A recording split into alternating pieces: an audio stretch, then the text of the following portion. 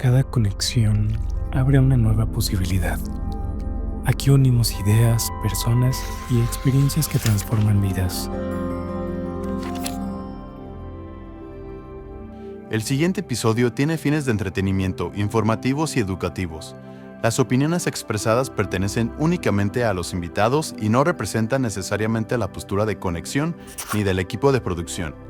Este contenido no sustituye la valoración, diagnóstico o tratamiento de un profesional de la salud.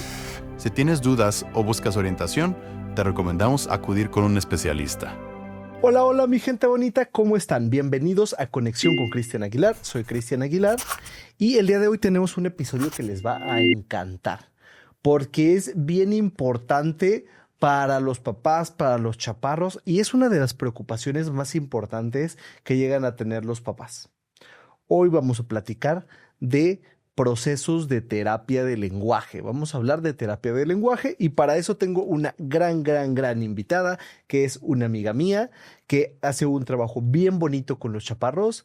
Yo le tengo mucha admiración y está aquí conmigo. Bienvenida, Dianita Reyes. ¿Cómo estás, Dianita? Primero, muchas gracias, Cris. Y pues muy bien. Bien y de buenas les digo siempre a mis pacientitos.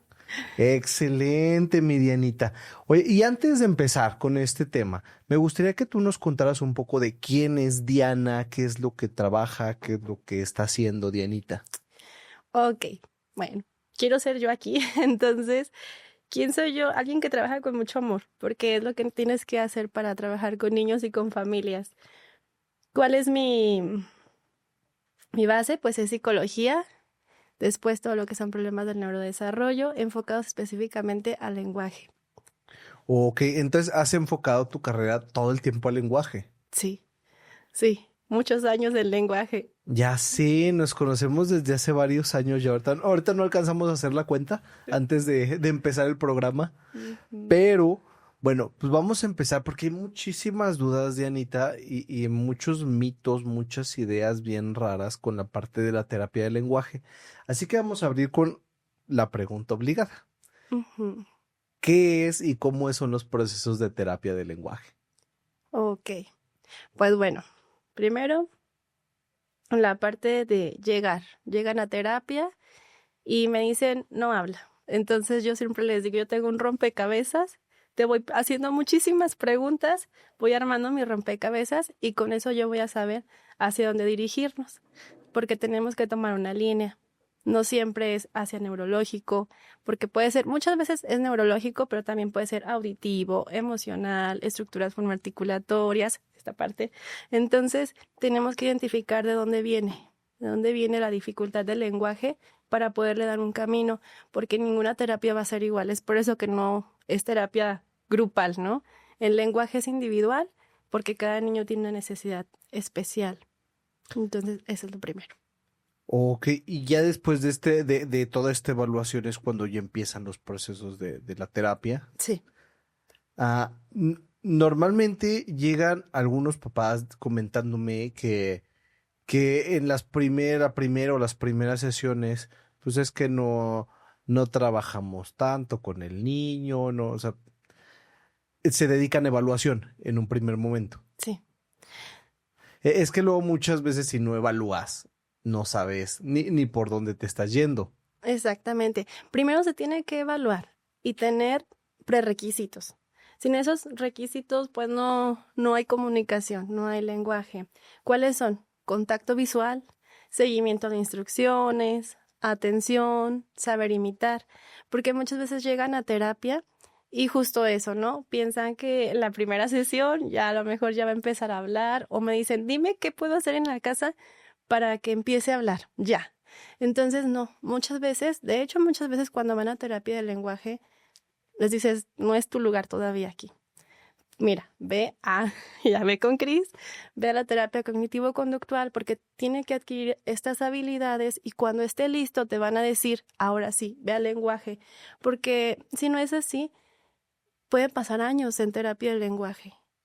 Y si yo tengo un niño que no me hace contacto visual, siempre a los papás los pongo a hacer el ejercicio en la primera sesión, porque no se trata solo de yo hablar, es como de vívelo, o sea, vívelo para que puedas entender al niño. Entonces es, a ver, Por ejemplo, ahorita Cris, ¿qué está haciendo? Está teniendo un contacto visual para poder hacer una discriminación auditiva, poder entender lo que le estoy diciendo, poder hacer todos esos procesos y darme una respuesta, porque la comunicación es un ciclo, pero para que se tenga ese ciclo tenemos que tener diferentes habilidades. Entonces, en las primeras sesiones, pues se evalúa si el niño tiene esas habilidades. Yo les digo, yo tengo la parte de teoría, pero ustedes como papás, pues conocen al niño más que yo. Entonces, ese equipo, ninguno es arriba, ninguno abajo, es como somos iguales, yo tengo esa parte, yo voy a poner eso, tú vas a poner la parte de que conoces a tu hijo y con eso vamos a hacer equipo. ¿Con quién? Con otros especialistas porque no podemos trabajar solos. Eso es algo que es imposible. Tenemos que trabajar con escuela, padres de familia, el neurólogo, que es también una parte como que a veces me dicen, yo no quiero ir. Y es como de, bueno, yo te voy a compartir qué es importante ir en el caso de ser necesario, pero ya también la decisión de los papás, ¿no? Y también entender a lo mejor como terapeutas que los papás a lo mejor todavía no están preparados para ese proceso, entonces tú les das toda la información y los vas orientando y les vas diciendo, mira, por eso es importante que se acudas para esto y tener la confianza de los papás para que puedan seguir como esos pasos y que se dé un buen proceso, porque si no, sí te puedes llevar mucho tiempo en una terapia cuando con otro especialista puedes hacer equipo y poder avanzar más el niño. Sí, fíjate, me pasa que todavía llegan a ver como con terror al neurólogo, al paido, a los médicos. Yo les digo, no, de verdad no son monstruosos, son bien buena onda. Sí. Al menos a mí me toca que de verdad son bien buena onda todos los médicos con los que me toca colaborar. Y pues yo entiendo el miedo de los papás también, pero es bien importante el trabajo en equipo. Y algo que mencionabas, Dianita, esta parte de los prerequisitos para ir a una terapia. Porque también me ha pasado, me imagino que a ti un montón de veces también, esta parte de que queremos la terapia del lenguaje ya. Sí. O sea, y me pasaba con una pequeñina hace como 2 años, que los papás estaban como muy en la idea de que terapia del lenguaje, terapia del lenguaje, terapia del lenguaje. Ya cuando yo hablo con ellos, porque normalmente nos toca muchas veces colaborar, si decía, a ver, mira, necesitamos trabajar ciertas habilidades previas a terapia del lenguaje. No, pero es que quiero terapia del lenguaje. A ver, mira, así viendo las características, necesito que tu chiquitina regule conducta. Tenía muchos problemas de conducta. Necesito trabajar imitación con ella. No hay procesos de imitación. Dije también, por la parte de conducta ni siquiera podía quedarse sentada ni 30 segundos. Entonces dije, la terapeuta del lenguaje necesita ciertas habilidades. Y mucho ayudarla a estimular los procesos de atención. Dije, ¿qué es lo que yo quiero con eso? Que de verdad toda esta experiencia tan rica que va a vivir en una terapia del lenguaje le sirva y le sea funcional y cache todo lo que se pueda para que pueda tener un muy buen avance. Pero si yo sé que si yo hubiera hecho, no, pues sí, aquí está el número de Diana, al rato Diana me va a llamar y va a decir, ¿qué hiciste? Porque Usted no está preparado. sí, es que entendemos los procesos. A veces me toca explicárselos, buscar explicarlos de forma sensible, porque a veces como rompes la idea de lo que traían, de yo venía a que me dijeras terapia de lenguaje y al final me dijiste que no y que necesitaba ver otras cosas, ya hay una molestia. ¿Te ha tocado este tipo de situaciones, Diana? Diario. Diario desde hace muchos años. ¿Por qué? Porque llegan, no hablan. Me dicen, vengo porque siempre les pregunto, a ver, yo quiero saber qué es lo que están esperando, ¿no? De la terapia, qué es lo que esperan de mí. Entonces, llegan y me dicen, yo quiero que hable, porque no habla. Entonces, ves al niño, a la niña, y ¿qué pasa? Le dices, todo se evalúa desde que les abres la puerta, ¿no? No es como a veces no es como que me voy a sentar directamente y vamos a hacer algún trabajo, porque si piensan como, ay, pues no trabajó nada con él, no, fue todo con nosotros, no. Todo empieza desde que abres la puerta, observas al niño, si el niño te hace contacto visual, si te saluda, si no te saluda, si tú le hablas y él voltea a ver, si le das una instrucción, dame la mano también. O sea, desde esos puntos tan pequeñitos tú puedes observar cuántas habilidades tiene un niño, la interacción de la familia con el niño, la interacción entre papás, porque eso también es muy importante. Muchas veces se piensa que es como te llevo al niño, le enseñas a hablar como las palabras, pero no, la parte de palabras pues es la fonética, pero esa es como la parte final. Antes de esa cerecita de las palabras, la fonética, pues viene que si te ponen atención, que si siguen instrucciones, que si saben imitar. Entonces llegan como con algunas expectativas que no se van a cumplir y decirles que no va a pasar eso en ese momento, pues puede ser algo que te cause alguna emoción pues no tan agradable, ¿verdad? Entonces sí explicarles a los papás que hay pasos y que los pasos incluyen a otros especialistas que muchas veces sí me dicen, es que yo no quiero ahorita terapia cognitivo-conductual porque yo necesito que hable porque ya va a entrar a la escuela y necesito que me diga si le hacen algo. Es algo común. Y les digo, no es solo tu niño, no es solo como tú, la persona que está viviendo esa situación. Hay muchos papás y cuando les platicas que hay muchos papás que viven esa situación, se sienten acompañados y saben que no solo les está pasando a ellos. Entonces es un miedo pues es un miedo frecuente el que ya van a entrar a la escuela, porque muchas veces justo me llegan en esa edad, cuando van a entrar al preescolar, porque pues cuando están en casa no hay tanta necesidad, ¿no? Es como, me pasa una vez, una niña hace esto y la mamá quiere que le ponga el canal en tal caricatura, ¿no? Entonces es como esa parte de que no hay necesidad de comunicación, que ya se entiende. Entonces, pues eso es lo que hace que cuando están en casa, pues es poco frecuente que te visiten, ¿no? Es cuando ya van a entrar a la escuela, pero no, es primero hacer toda una evaluación, saber si necesitan ir primero a neurólogo para que nos ayude a regular la conducta, están contigo, regulan conducta, adquieren habilidades, después van al lenguaje y son pasos y no nos podemos saltar un paso porque no tenemos tiempo, porque no podemos. A veces me dicen, es que no sé, si tengo que elegir entre una terapia y otra, prefiero la del lenguaje y es como de no se puede preferir una terapia porque son pasos y son necesidades que se tienen que cubrir. Sí, es que es brincarnos procesos. Y entonces cuando te brincas, no puedes brincar del A al C sin haber pasado toda la parte anterior. Sí. Entonces, muchas veces sí me toca que se busca eso. Me toca mucho la parte, por ejemplo, en las cuestiones de diagnóstico. Nos llegan acá cada vez más chiquitos. Y fíjate que nos toca mucho la parte de trastornos del lenguaje o retrasos en el lenguaje. Acá pues los diagnosticamos ya hasta como a los 5 años, ya si es algún trastorno. Pero, híjole, es más, nos tocan muchos chicos que los papás traían idea de que tenía autismo y cuando evalúas dices, no es cierto, esto es meramente lenguaje. Sí nos toca como de repente esta confusión de los papás que pues, se les explica cuando ya llevamos todo un proceso con estos chaparrotes. Normalmente, Dianita, ¿a qué edad más o menos te andan llegando a ti los chaparros? 2, 3 años. Bien chiquitines. Sí, chiquitos, bebés. Cuando ya esperaríamos que ya empezaran con un desarrollo del lenguaje. Sí. No sé si te pasa mucho que luego me toca esta idea de que a veces podemos esperar mucho por comentarios, y es que tu tío habló hasta los 5 años, y a ver, no, eso no es lo común. O sea, eso no lo he esperado en un desarrollo. ¿A qué edad estamos buscando, Dianita, que empiecen como la parte de hablar, de comunicarse más? Yo creo que puedes tener señales de alerta desde.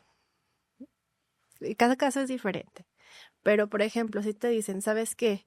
Tu niño ya tiene alguna condición, sabes que es muy probable que va a tener una dificultad en el lenguaje. Entonces, es desde chiquitos empezar con la estimulación del lenguaje. Cuando no lo sabes, pues bueno, hay datos muy importantes. Por ejemplo, en la entrevista les preguntas, ¿qué tal la motricidad? ¿Se sentó a la edad adecuada? No. Bueno, pues sabes que si no se sienta a la edad adecuada, pues va a tener dificultades en motricidad. Si tiene dificultades en motricidad gruesa, pues también en motricidad fina, que lleva estructuras fonoarticulatorias y por lo tanto punto y modo de articulación de fonemas, ¿no?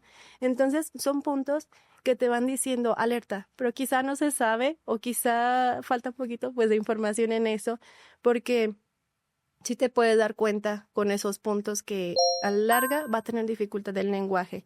O muchas veces, es cierto, me pasa que tiene 2 años, no habla nada, ¿no? Pero me dicen que todavía está chiquito.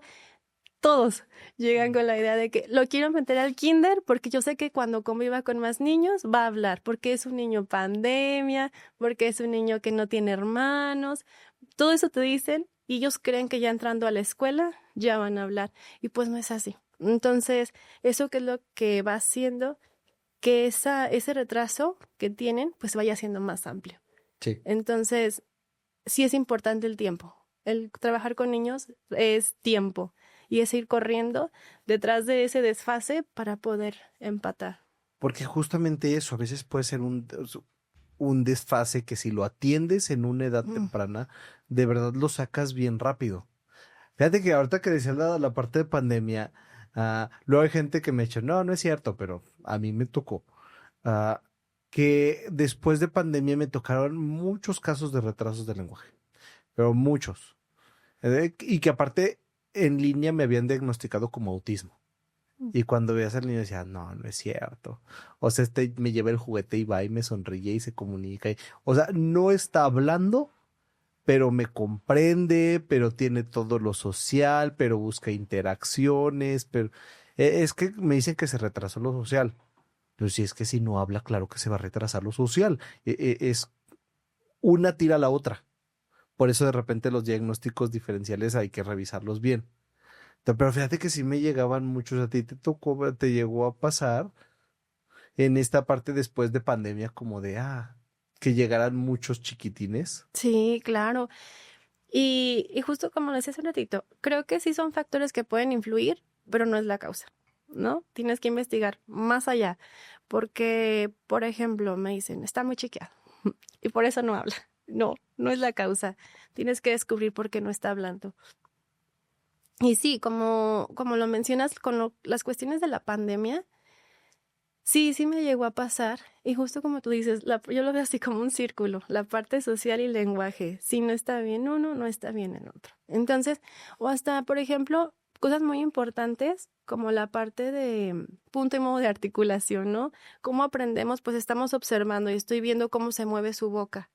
Entonces, si todo el tiempo estás así, estás trabajando solamente discriminación auditiva, pero va más allá, es esa parte como de la comunicación en movimientos, relacionarte con otras personas, porque si todo el tiempo en pandemia estuvieron con mamá y el niño, pues ellos ya tienen una forma de comunicación, pero el salir al mundo y comunicarte con otras personas te da, pues, un panorama más amplio de la comunicación.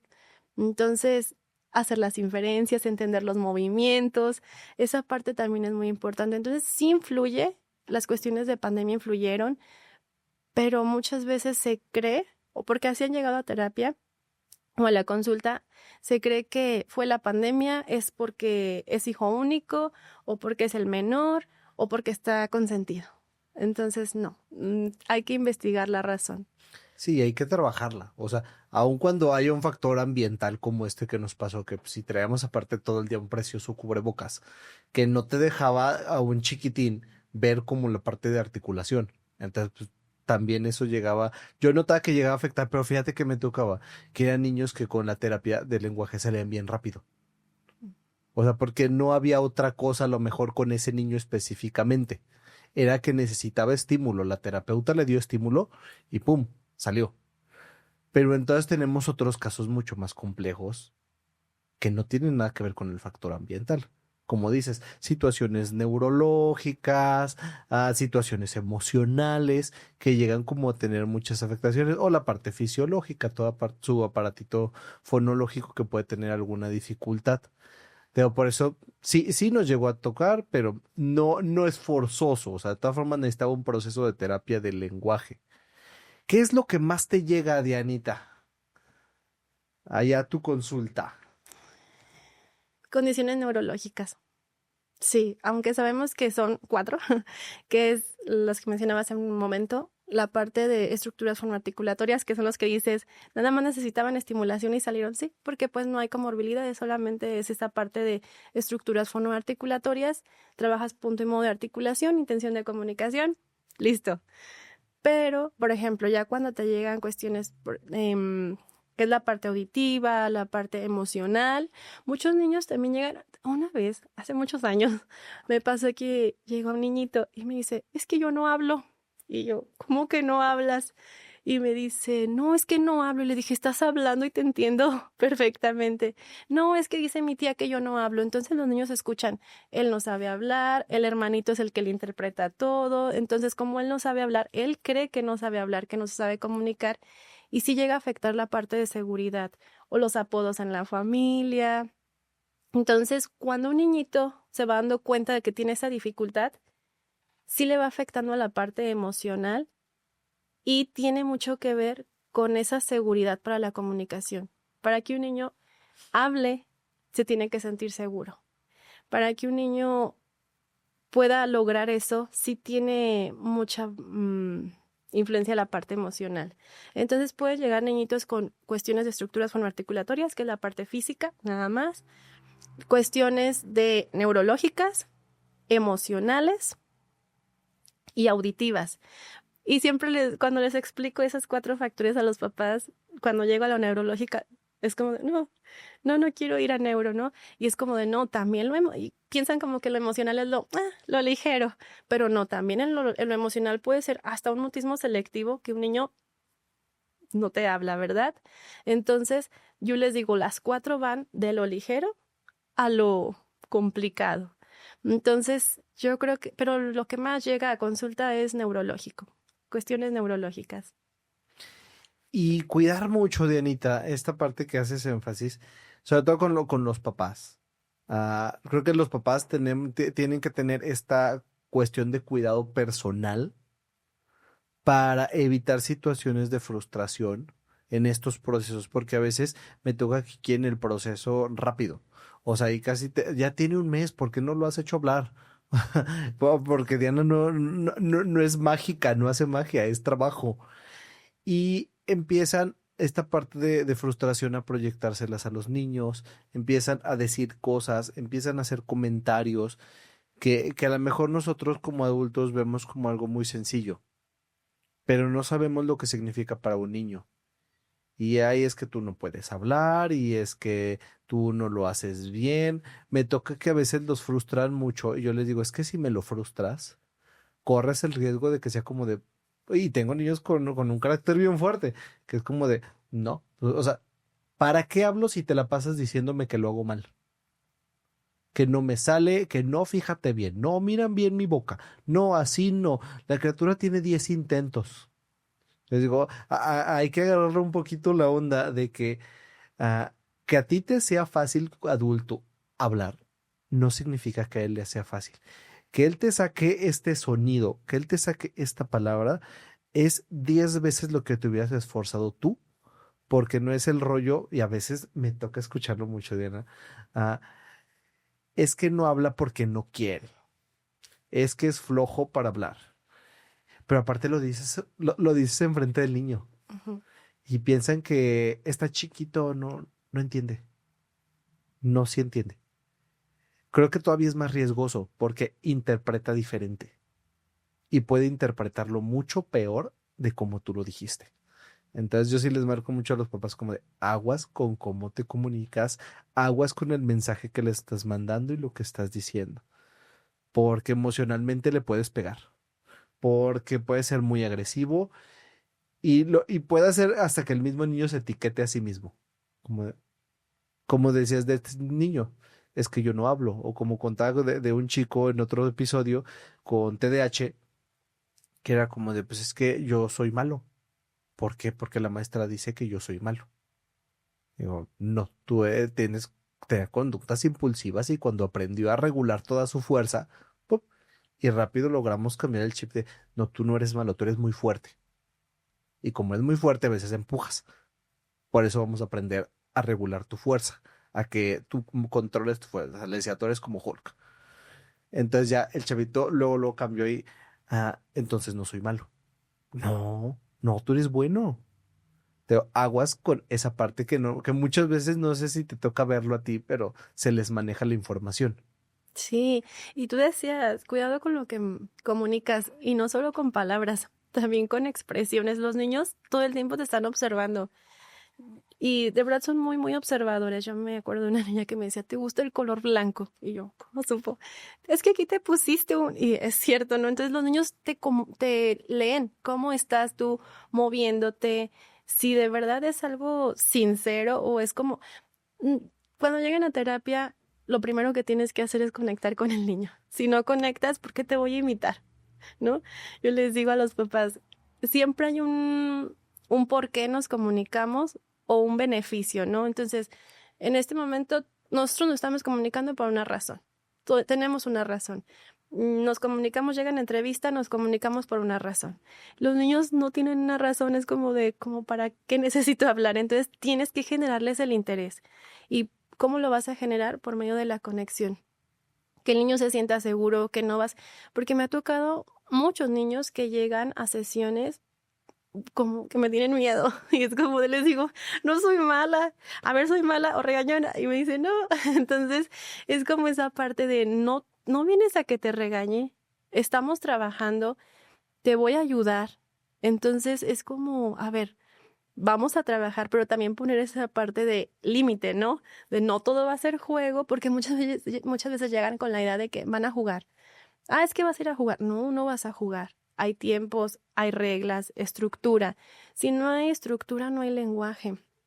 Entonces, sí, lo que uno comunica es muy importante. Lo que comunicas con tus movimientos, con tus expresiones, con tu tono de voz. No le vas a hablar a un niño todo el tiempo así, porque si no va a ser muy aburrido, ¿no? Entonces tienes que moverte para que llames su atención y puedan hacer un contacto visual. Entonces, sí, la parte de comunicación no verbal también es muy importante. Mucho. Y algo que comentabas y que luego yo comento mucho con los papás, es que veo que también lo haces mucho tú y ya te es muy fácil por el trabajo y la experiencia que tienes. Digo, es que yo juego dos roles con él. Digo, yo soy el divertido, el buena onda, el chido, el que juega, el que te entiende, el que... Y al mismo tiempo soy el límite, soy una imagen de autoridad, soy una imagen de respeto, que al final pues, respeto va general, o sea, el respeto es hacia cualquiera. No me tienes que respetar porque soy un adulto, es porque todos nos vamos a respetar. Pero soy esas dos porque una sin la otra no me funciona.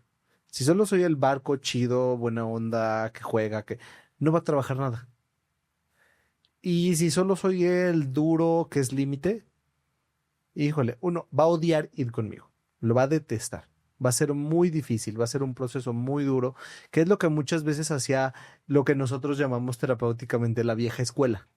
Y eran duros, y eran autoritarios, y eran, me lo voy a pasar mandándote instrucciones, y siéntate, y boca cerrada, y no se hace eso, y cállate. Se olvidaban de la parte social y emocional. Digo, juegas los dos. Yo digo, uno sin el otro no sirve. Entonces, sí me parece como bien importante, Dianita, esta parte donde, ¿cuál es el rol del terapeuta? Porque creo que también le sirve a los papás. Jugar los dos Ujú. y saber cuándo eres cuál para poder llevar bien el desarrollo de sus chaparros. Vamos a platicar, Dianita, de errores bien comunes o ciertos consejos que de repente yo te quiero preguntar también para que tú me digas qué errores ves tú comúnmente, qué podemos hacer en casa o hasta en terapias de lenguaje, porque a mí sí me han tocado terapeutas que son así bien, o sea, hasta a mí me da miedo la señora, entonces digo, ¿cómo no le va a dar miedo al niño si me da miedo a mí? Pero vamos a platicar de unos errores y quiero empezar con un clásico. El lápiz en la boca, Diana. ¿Funciona? No. Mira, Cris, ahorita que dices errores, quisiera retomar un poquito el punto Sí. anterior, porque me parece muy importante y luego me voy a esos errores también de lápiz y praxias, ¿no? No ir a los extremos, ¿sí? Al extremo de soy súper exigente en, en la terapia y en casa, pero también la otra parte que me toca mucho, soy súper ligero, ¿no? y llega el niño corriendo a terapia, luego abre las puertas y luego saca el material. Y es como de no, los niños tienen que tener estructura. Entonces todo eso se va a ver reflejado en la comunicación. No, la comunicación no solo son sonidos. Esa es de todo el proceso de comunicación. De hecho es un ciclo. Entonces es comunicación, la parte expresiva y la parte receptiva, ¿verdad? Sí. Entonces en este punto de la parte expresiva es la fonética, nada más. Ese es un puntito. Pero de todo esto vienen más puntos que también habla de la estructura, de la parte conductual, de las reglas, de los límites. Y así como tú decías, tú tienes que ser una figura de autoridad para el niño, pero también los papás necesitan, aquí es de familia. Aquí a veces se van asustadísimos porque me dicen, ay, es que pues nada más pensamos que iba a hablar, ¿no? Y ya, a que le enseñes a hablar. No, es como de cómo lo alimentas, cómo duerme, con quién convive, cómo se manejan las reglas y los límites en casa. No, súper bien. Y tú ves al niño así de azotando la puerta, ¿no? Y dices, claro que eso es importante, porque si no te ven como un espacio en el que tengo que respetar, que tiene que ver estructura y orden, no va a trabajar, no lo va a hacer bien, no te va a imitar, no te va a seguir las reglas. Entonces, todo eso es importante. Que al final del día es la parte de observación de todo. O sea, porque sí, como dices, buscas hasta en la parte de historia de desarrollo. Sí, lo platicaba con uno de los médicos. Y digo, sí, porque si tú ves que hubo una marcada situación en el nacimiento, que fue muy prematuro, dices, pues claro que va a venir retrasado ciertas características en su desarrollo. Vas viendo todo eso, vas viendo sueño, vas viendo alimentación. De alimentación hoy por hoy me preguntan un montón, un montón. Ah, Normalmente, pues yo doy como pequeños tips, pero sí les digo, ve con un especialista en alimentación. Sobre todo en un especialista en alimentación para niños. Y si encuentras uno que trabaje más la parte de neurodesarrollo, está genial. Porque luego también vamos con el que está muy bien y debe de tener muchas bases, por ejemplo, un nutriólogo deportivo. Pero dices, ¿qué tanta es su rama para poder trabajar esto? Y sueño, Dianita. ¿Cómo me toca batallar con sueño? De que no seguir la parte de higiene de sueño. Busquen toda la parte de higiene de sueño. Porque sí, al final del día, pues, sí, sin sueño, truenas prácticamente todas las áreas del niño. Sí, sí, que lleguen a terapia y no, dices, ¿qué le pasó? Es que no durmió. Dices, claro. Entonces, yo creo que la pregunta que tú me hacías tiene relación con todos estos errores, ¿no? Que Sí. cometemos, con creencias que tenemos en, no va a afectar, no va a pasar nada, sí pasa. Y ahorita, yo te lo decía, ahorita viene nuestra temporada difícil. Van a regresar a la escuela y vamos a ver a todas las mamás. Yo digo mamás porque como que son las que acompañan más a las terapias, pero también algunos papás, ¿no? Van a llegar, es que sabes que estoy súper preocupada porque siento que estamos retrocediendo, porque ya no hace lo que estaba haciendo. Claro, ¿y cómo durmió? No, pues es que salíamos mucho, perdió rutinas, perdió ciclo de sueño, la alimentación cambió, no va a la escuela ahorita. Entonces, pues bueno, claro que van a estar todos desfasados y no va a ser el único, todos no van a querer trabajar en terapias porque les va a costar acostumbrarse al nuevo horario de sueño. Entonces sí tenemos como muchos puntitos que nos van afectando y también hay muchos mitos. Por ejemplo, retomando lo de los mitos, el lápiz, ¿no? El uso del lápiz debajo de la lengua, yo les digo, a ver, hay fonemas, tenemos nuestra tablita de fonemas, se van dividiendo en grupos, cada grupo tiene un punto y modo de articulación, por ejemplo, gutural, alveolar, labiodente, bueno. Entonces, en estos puntos, yo les digo, ¿cuál de estos fonemas tú hablas así con la lengua afuera? ¿O en cuál estás haciendo ese movimiento de la mermelada y el Les chocolate? encanta el chocolate. A mí también, porque me gusta el chocolate. Pero yo me acuerdo mucho que les ponían así alrededor de la boca. Y cuando lo reflexionas, porque yo sí lo platicaba con los papás, y les digo lo mismo.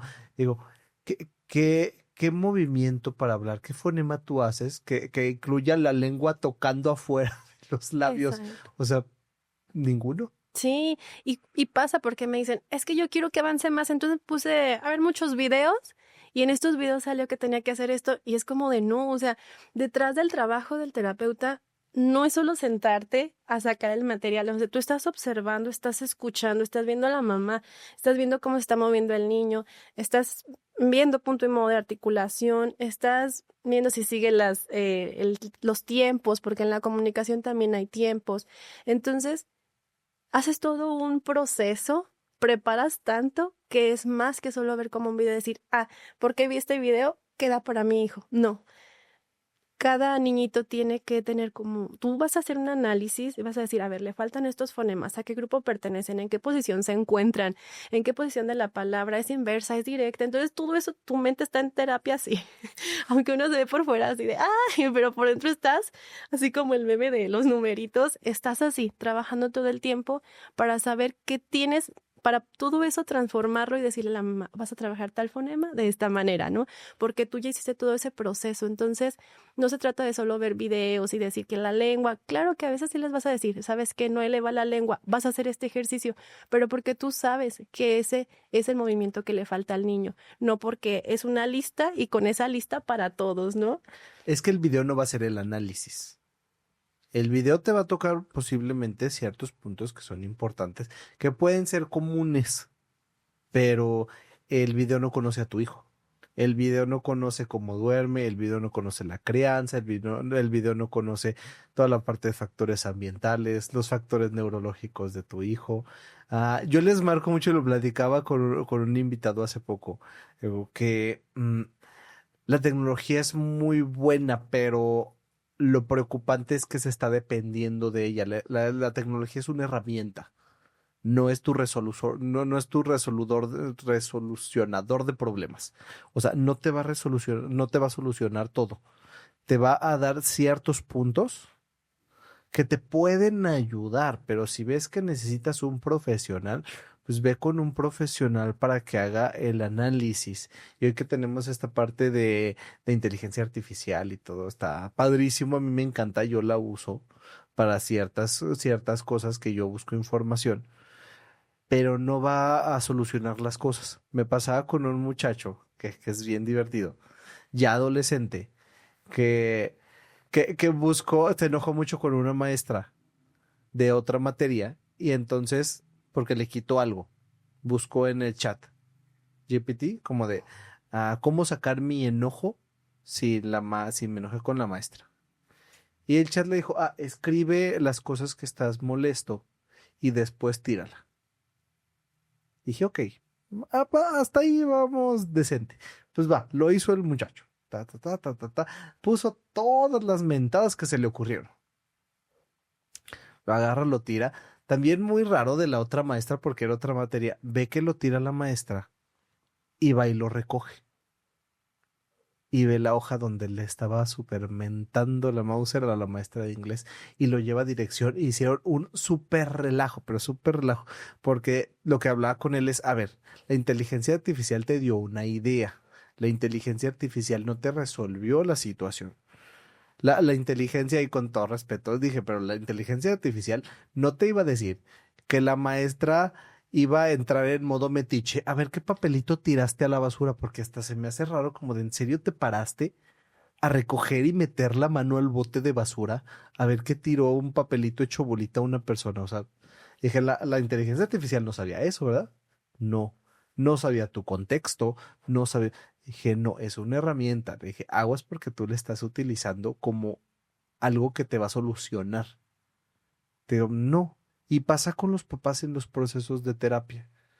Que ya me metí y entonces el chat GPT ya me dijo qué diagnóstico tiene mi hijo porque le metí las características de mi hijo. Es que la inteligencia artificial no tiene todo el contexto. Tiene determinada información que tú pusiste y que posiblemente omitiste muchísimas cosas. Entonces sí, también me llega a pasar, fíjate, Sí. que buscan un video y es como de, es que me dijo que así le regulaba la conducta. Eso no le funciona a tu hijo, cada niño es diferente.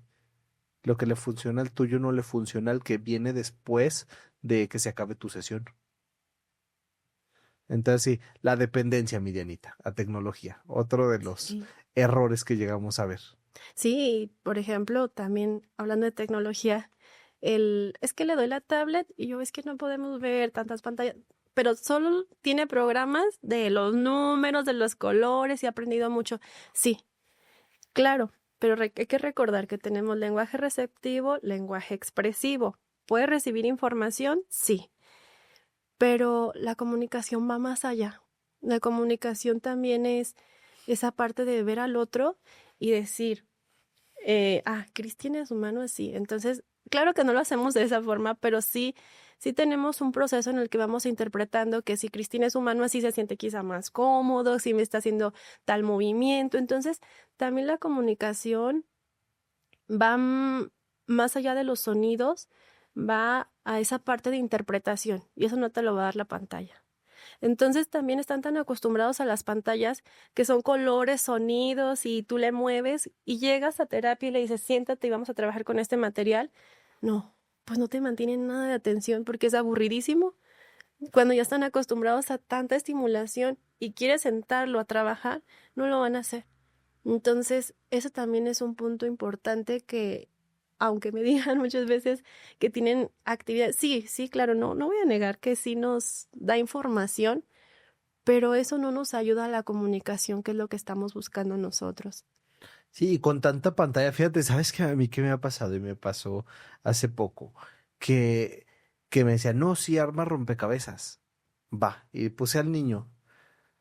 No podía porque ni siquiera entendía que tenía que tomarlo y llevarlo. O sea, la fallas en la motricidad, que dije, es que todo es así. Dije, ni siquiera entiende que tiene que agarrar, levantarlo, porque lo intentaba como empujar. Dije, no va a ensamblar. Y estaba ya empezando a frustrarse el niño porque no ensamblaba, porque no lo levantaba para ponerlo, lo empujaba para meterlo a la fuerza. Decía, pues es que ni siquiera tienes, ni siquiera tienes o estás perdiendo estas habilidades motrices finas. Y como dices, todo está relacionado, todo va conectado. Entonces, sí, lo motriz también llega a tener afectaciones en la parte del lenguaje. Claro, totalmente. Otra que me pasa, Dianita, es la parte de, y esta va mucho para los papás, la constancia. Híjole, a ver, entender en los errores para mí. La parte de constancia, de querer darle una terapia cada 1000 años, de querer llevarlo a terapia solo cuando va a haber una evaluación, ah, o, o esta parte de veo que ya va avanzando y le corto la terapia. ¿Te tocaba eso, Dianita? A mí me ha tocado bastante. Yo creo que es una parte muy complicada, triste, porque tú ves al niño, para mí es triste porque ves al niño con muchas capacidades. Y tú dices, si este niño, o sea, de verdad yo los veo en la primera sesión y pienso, si este niño le ponemos muchas ganas, va a hacer esto y esto. Entonces tú los ves y como que en tu mente es como de, va a lograr muchísimo. Pero justo la constancia, esa es como la parte que a veces te interrumpe y dices, híjole, pues así no va a avanzar. Me pasa mucho, me pasa por temporadas también ahorita. Es una temporada en la que pues muchos salen y yo entiendo también como esa parte de, bueno, queremos descansar, tenemos otras actividades, pero también saber que si un niño pierde la rutina de escuela, de terapias, de sueño, de reglas, pues va a retroceder. Y cuando lleguemos a enero, que bueno, ya estamos en enero, pero cuando llegan a escuela, es cuando, justo como le mencionaba, llegan los papás pues súper preocupados, ¿no? Pensando que ya perdieron las habilidades que habían adquirido. Entonces, sí, la constancia es importante. Muchas veces también me dicen, ¿sabes qué?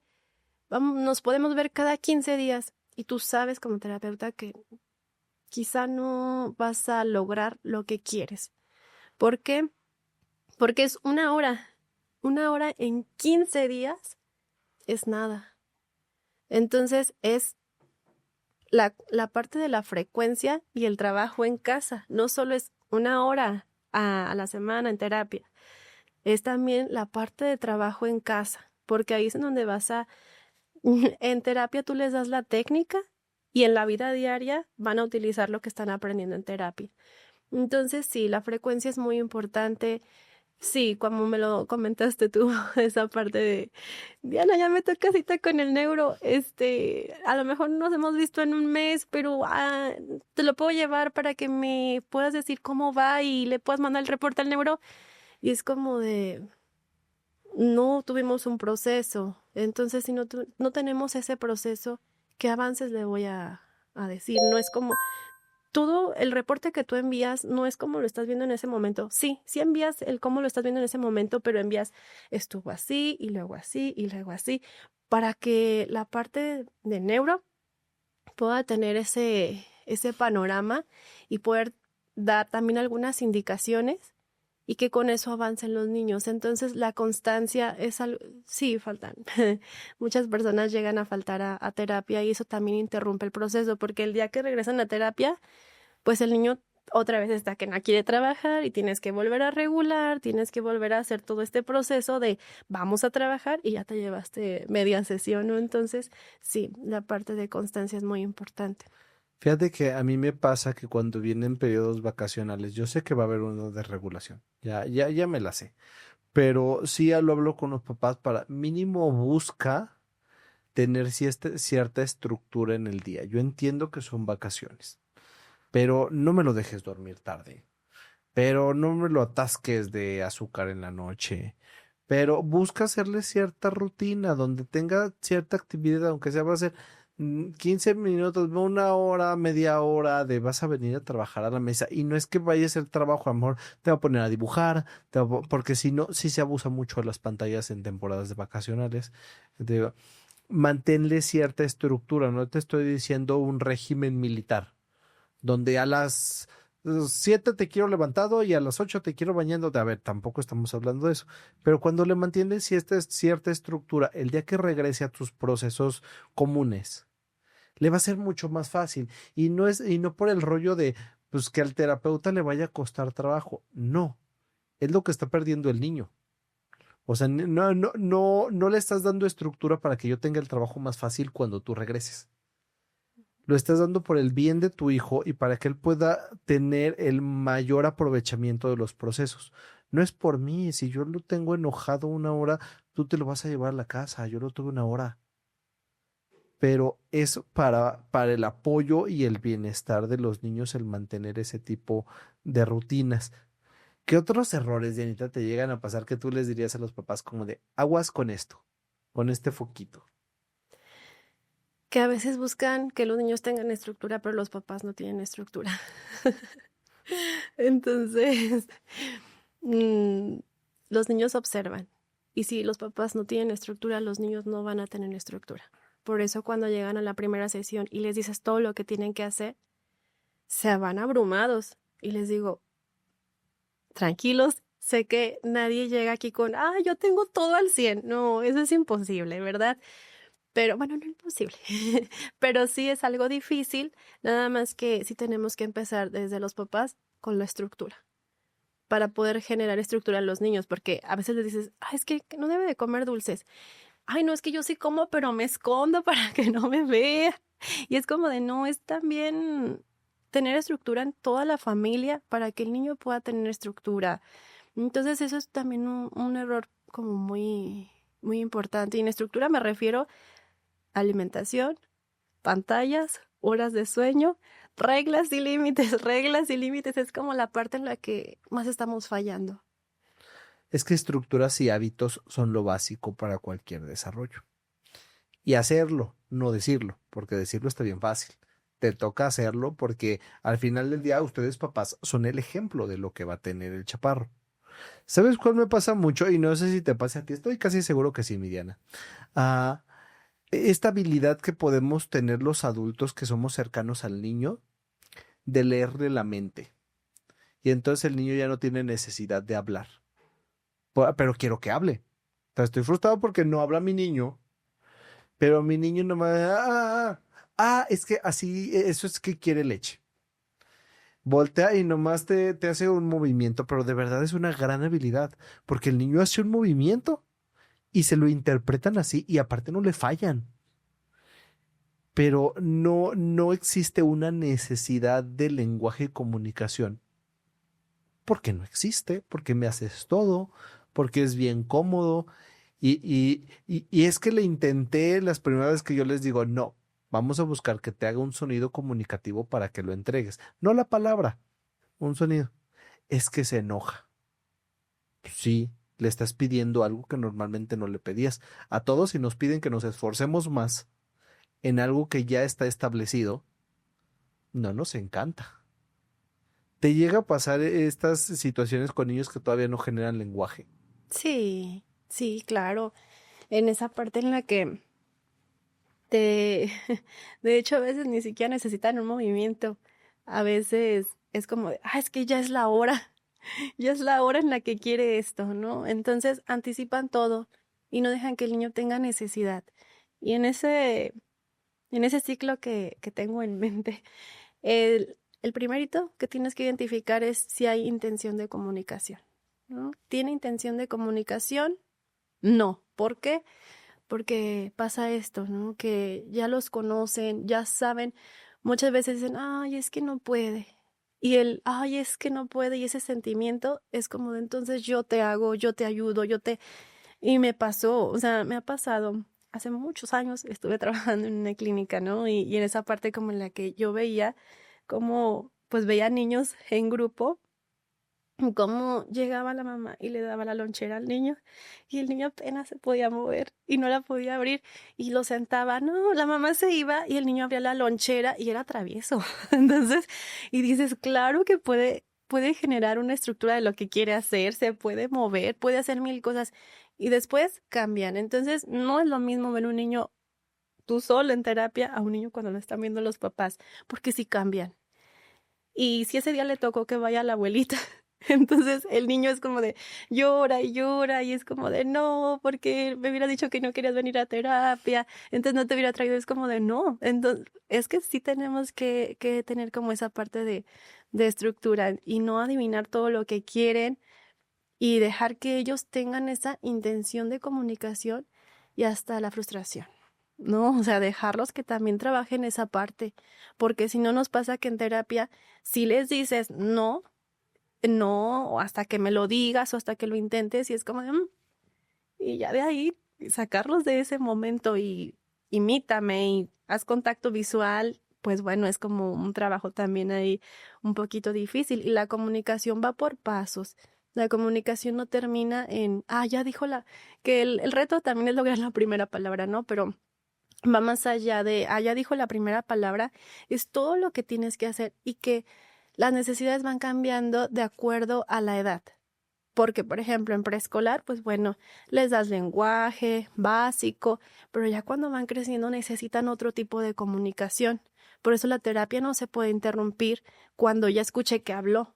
Porque ahí dices, bueno, ya, quité como esa sensación de, ay, ¿por qué no habla? Ya habló y ya no vamos, ¿no? No, es como no te das cuenta que viene la otra parte y que vas a regresar de, ay, es que ahora le está costando, que está teniendo muchos problemas en las relaciones interpersonales en la escuela. ¿Por qué?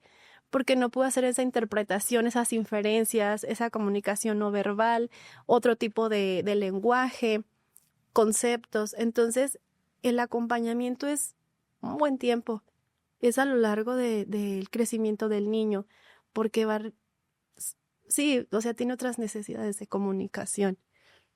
Sí, y que a mí me toca mucho explicárselo a los papás y les voy marcando justamente eso. Dije, es como ir subiendo niveles. Dije, a ver, empezamos muchas veces en la terapia viendo la parte de comunicación no verbal. Que señale, que pida, porque muchas veces me toca con papás que dicen, es que si me pide, me agarró la mano y me la aventó al juguete. Eso no es pedir. Fuiste utilizado como una herramienta para obtener algo que quería. No, no te lo pidió, porque ni siquiera te consideró como persona. Eras el objeto que me ayuda a obtener el otro objeto, porque está muy alto y yo no lo alcanzo.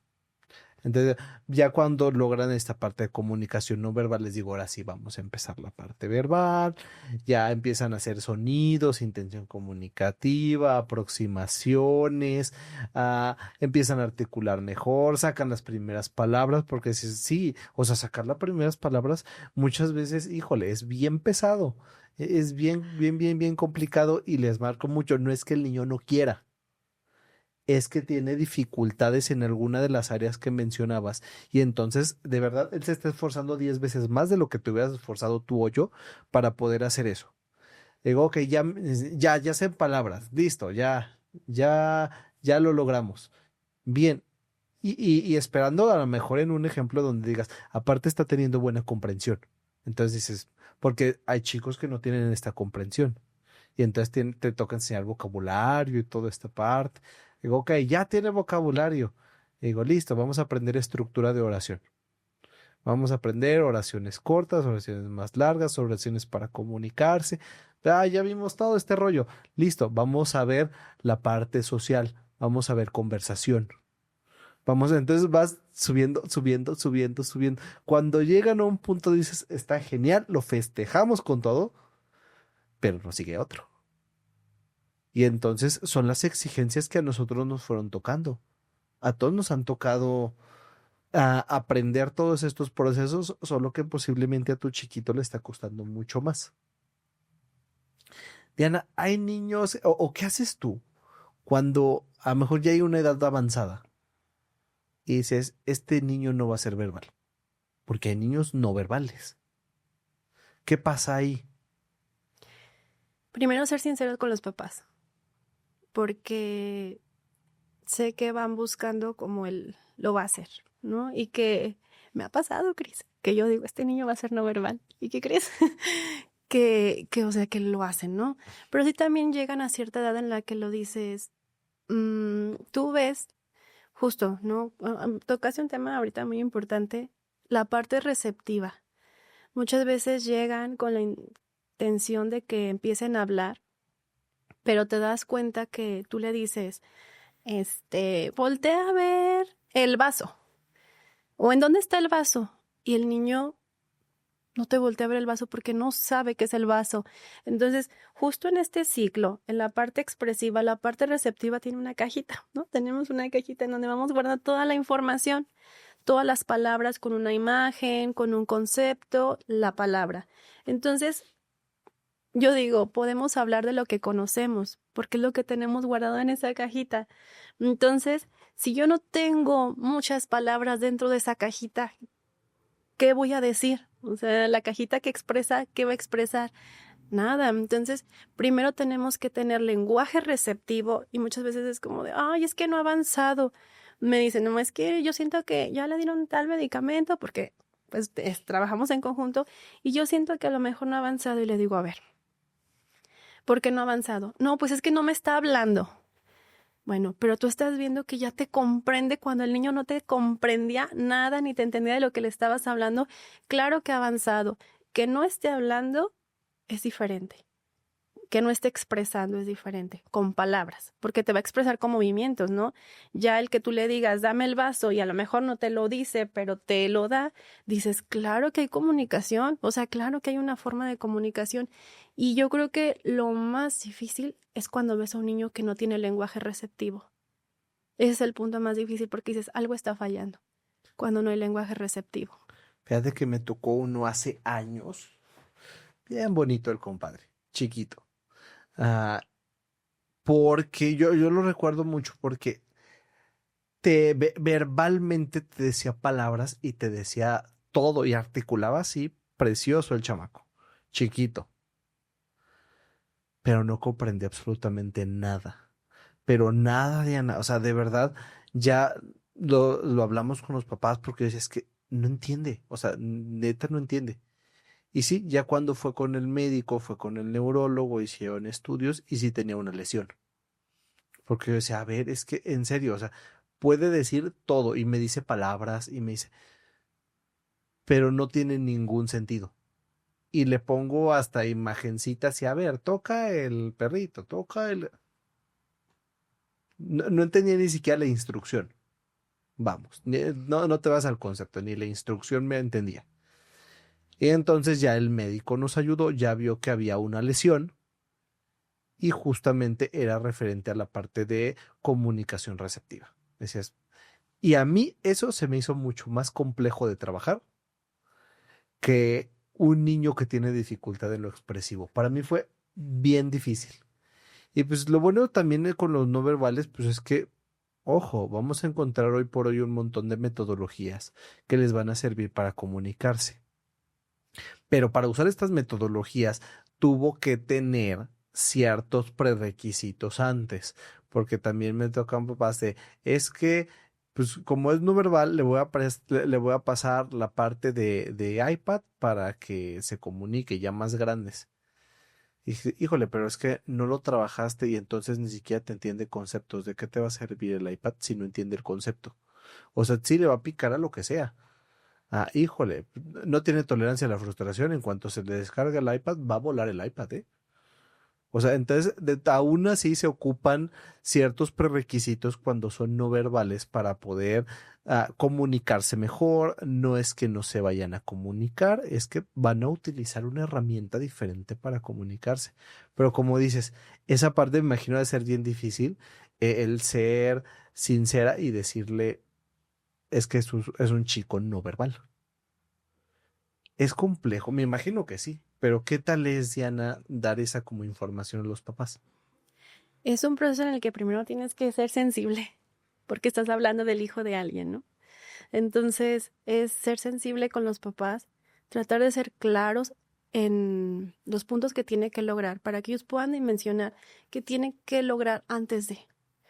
Entonces, hacerles saber desde la primera sesión, ahí me pasó, recuerdo mucho una sesión en la que entra y la niña pues no lograba nada, la parte de ni mantenerse sentada, ni un contacto visual, le hablabas y a lo mejor no te volteaba a ver y buscaban qué hablar. Y me decían, es que ya tenía palabras.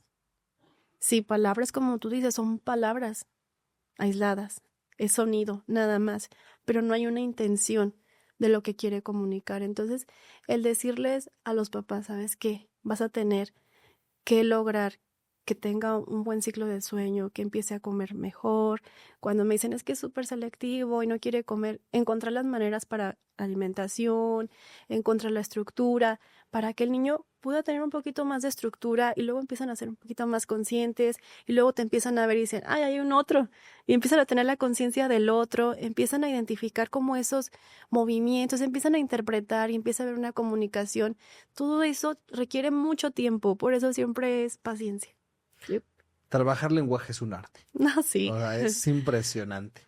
Y antes de cerrar, Dianita, me gustaría que dijeras algún mensaje, alguna recomendación a los papás sobre todos estos procesos que tú llevas.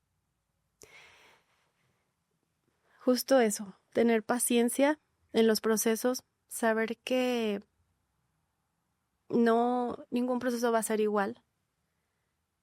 Igual al del compañero, igual al del hermano, ningún proceso es igual, que la terapia se trabaja individual, la terapia del lenguaje se trabaja individual, ya después se trabajará en grupo, ¿no? Y es cuando ya van contigo a trabajar en grupo, pero se trabaja individual, que requieren estar trabajando todo el tiempo. Y sí darle su momento, porque también pasa, ¿no? Que, es que sí hicimos la tarea y yo iba manejando y le iba diciendo que me repitiera la palabra. Y llega el niño y te dice la palabra y el punto y modo de articulación mal. Porque se escucha bien, pero el punto no está bien. Entonces, cuando quieres trabajar ese fonema en combinación con otros, no va a funcionar. Entonces, sí tienes que dar el tiempo. Yo sé que tiempo no hay, porque sé que es lo que me dicen siempre. No es que no tengo tiempo, pero tenemos que hacerlo porque sí necesitan que el niño se siente, te observe, te haga contacto visual y tener mucha paciencia. La paciencia es importante. Y me dicen, es que tienes mucha paciencia. Sí, a lo mejor es algo que se me dio, la paciencia, pero también tienes que desarrollar la paciencia, porque sin paciencia ahí estás con el niño y dilo, ya bueno, no lo va a hacer. Como, ¿por qué lo va a hacer o por qué te va a querer imitar? Entonces, tener mucha paciencia, ser constantes y que los papás también tengan estructura. Así como se les pide a los niños la estructura, también los papás deben de tener estructura. Y hasta en adultos existen las reglas y los límites, ¿no? Y eso se da a lo mejor en la relación con el terapeuta. ¿Por qué? Porque también todos somos equipo. Entonces, aparte del equipo con los especialistas, con el neuro, con el cognitivo, con el del lenguaje, tiene que existir armonía en esa relación para que se dé, si no, no va a funcionar. La terapia va más allá de que sientes a un niño a que te imite y hablar. Es la parte emocional, cómo te llevas con la familia, cómo te llevas con el niño, la comunicación entre especialistas. Entonces, lleva mucha parte emocional y de reglas y de límites. Muy bien, muy interesante, mi Dianita. Y haces un trabajo bien padre. La verdad es que me encanta mucho tu trabajo.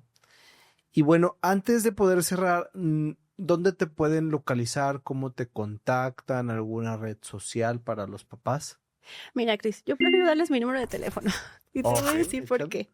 Yo siempre les digo paciencia, porque sí les respondo a todos. En cuanto salgo de terapia, empiezo a responderles a todos.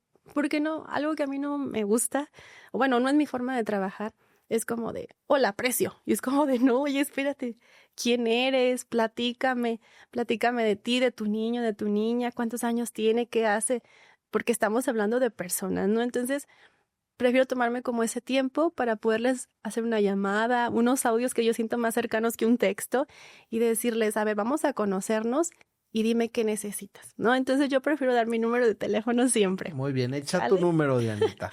Es 477-283-5821. Muy bien, ahí te pueden contactar, ahí te localizan para si sus chaparros están requiriendo una terapia de lenguaje. Dianita, pues muchísimas gracias por acompañarme. Gracias a ti, Cris. Sabes que admiro mucho tu trabajo. Siempre te digo, te admiro un montón, Cris. Muchísimas gracias, mi Dianita. Yo también a ti y me encanta cómo trabajas. Y mi gente bonita, ya saben, si necesitan una terapia de lenguaje, acá tenemos a Dianita. Y nos vemos en el siguiente episodio. Recuerden seguirnos en nuestras redes sociales. Estamos en Conexión con Cristian Aguilar en Facebook, en Instagram, en YouTube, en Spotify. Búsquenos, síganos, regálenos un suscribir y pues ya tienen el contacto de Dianita. Nos vemos en el siguiente video. Que tengan un muy bonito día. Les mando un abrazote. Gracias, muchas gracias.